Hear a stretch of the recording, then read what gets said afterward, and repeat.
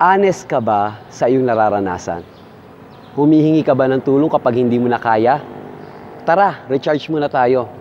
May isang bata na naglalaro isang beses sa kanilang bakuran at nakakita siya ng isang malaking bato.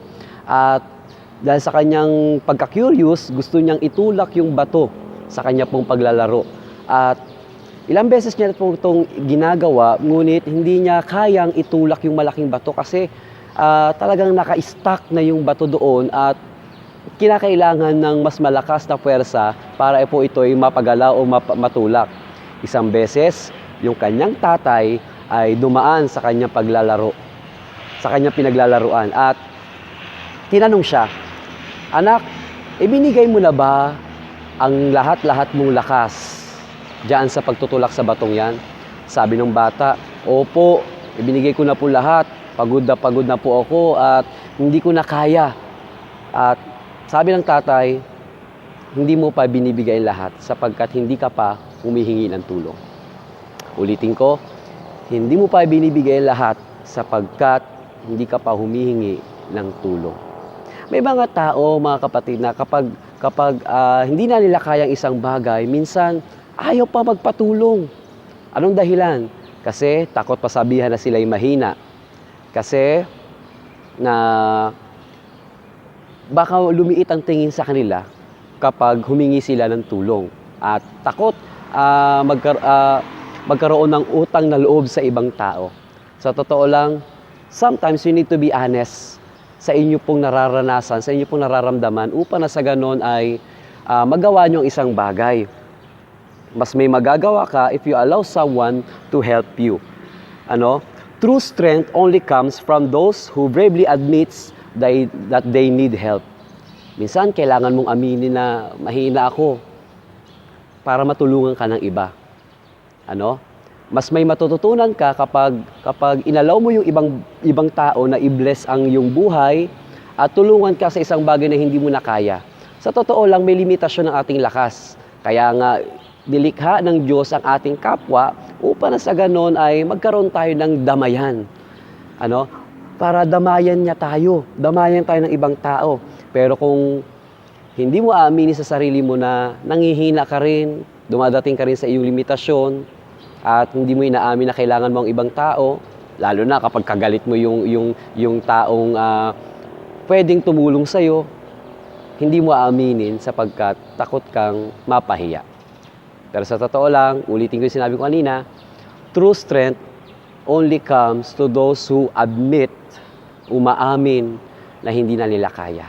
Sabi sa Philippians 4:13, I can do all things through Christ who strengthens me.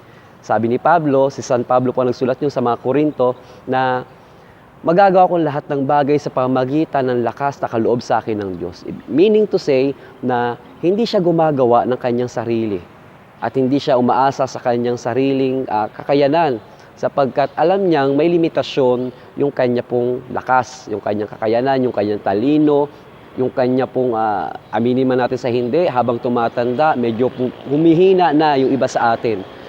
Kaya sabi niya, I can do all things through Christ who strengthens me. Sapagkat ang Diyos lamang o si Kristo lamang ang makapagbibigay sa atin ng kalakasan. Minsan, alam nyo, pagod na pagod ako sa maghapon, tapos sa gabi, kasi preacher po ako, pag pumupunta pa ako sa mga prayer meeting, halos ako'y exhausted. Pero alam nyo, kapag nakakita ako ng mga taong nagpapatotoo at nakaka-inspire ng kanila pong mga testimony, alam nyo po, nare-recharge po ang aking espiritu.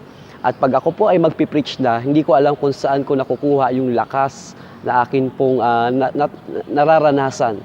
Samantalang pagod ako nung ako po ay dumating doon sa prayer meeting na yon. Pero pinalakas ng presensya ng Diyos.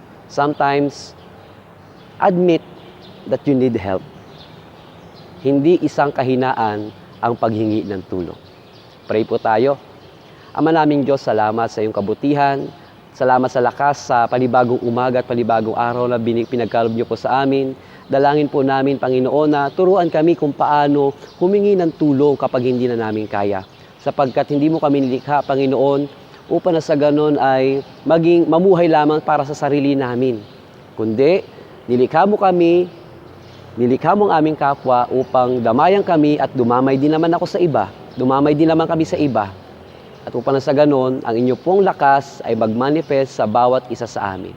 Tulungan kami sa buong maghapon na ito ng Miyerkules at sa mga susunod pang araw upang mapagtagumpayan po namin ang lahat ng aming pong pinagdadaanan. Panginoon, minsan pa turuan kaming humingi ng tulong upang kung may humingi din ng tulong sa amin, ay makatutulong din kami. Maraming salamat. Sa pangalan ni Jesus, sa ngalan ng Ama, ng Anak at ng Espiritu Santo. Amen. Sa Biyernes, kita-kita po tayong muli at mag-recharge po tayo. At sikapin natin na merong konting kantahan na magaganap sa atin pong muling pagbo-broadcast. See you on Friday. By the way, ang hashtag recharge ay tuwing Lunes, Miyerkules at Biyernes. Ngayon, magkikita tayo sa Biyernes. Ulitin ko, be honest if you really, really need help. God bless you.